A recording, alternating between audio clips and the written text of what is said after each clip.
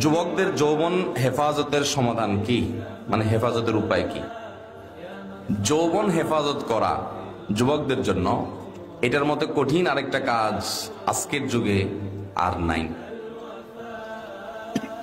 নামাজ রোজা পড়া এত কঠিন না, এমনকি দাড়ি রাখাও এত কঠিন না।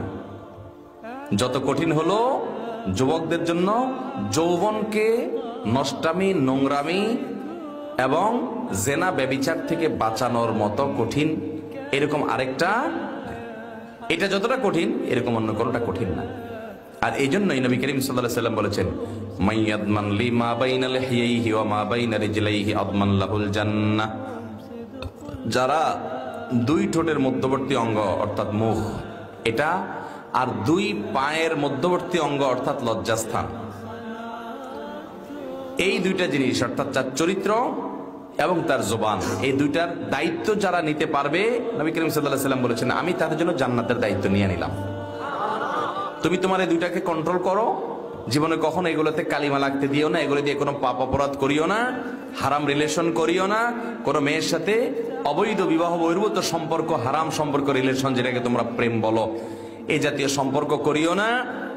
তাহলে নবী সাল্লাল্লাহু আলাইহি ওয়াসাল্লাম বলেছেন, আমি জান্নাতের দায়িত্ব নিয়ে নিলাম তোমার জন্য। যুবক ভাইয়েরা, উপায় কি? উপায় নাম্বার 1, হারামের পরিবেশ থেকে দূরে থাকতে হবে। এই জন্য অনেক স্যাক্রিফাইস করা লাগবে। যেই জায়গায় গেলে হারাম থেকে বাঁচতে পারি না ওই জায়গায় ছেড়ে দিতে হবে। ফেসবুকে গেলে চোখের হেফাজত করতে পারি না, ইচ্ছায় অনিচ্ছায় দেখা লাগে, তাহলে ফেসবুকই বাদ। যে পেজ থেকে, যে আইডি থেকে এগুলো অনবরত আসে, এগুলো সব আনফলো।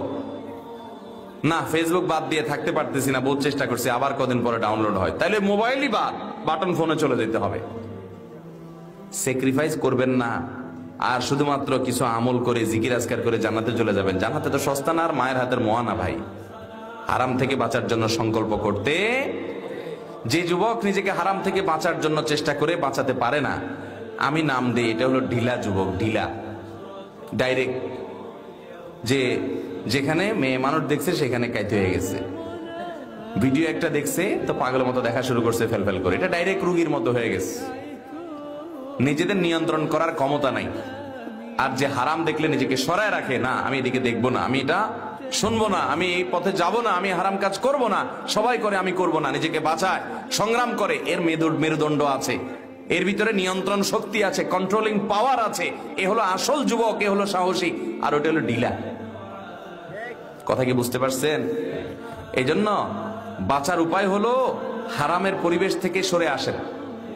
যদি এমন কোন পরিবেশ হয় যেখান থেকে আসলে সরে আসার উপায় নাই, যেমন বাজারে যাইতেই হবে, অফিসে যাইতেই হচ্ছে, কলেজে এমন পর্যায়ে আছেন ফেরত আসতেই পারতেছেন না, তাহলে যাওয়ার আগে থেকে পরিকল্পনা করেন যে আমি এখন যেখানে যাচ্ছি সেখানে অগণিত গুনাহের হাতছানি, চোখের গুনাহ হবে, আমি সেটা বাঁচার জন্য লড়াই করে সংগ্রাম করে থাকবো।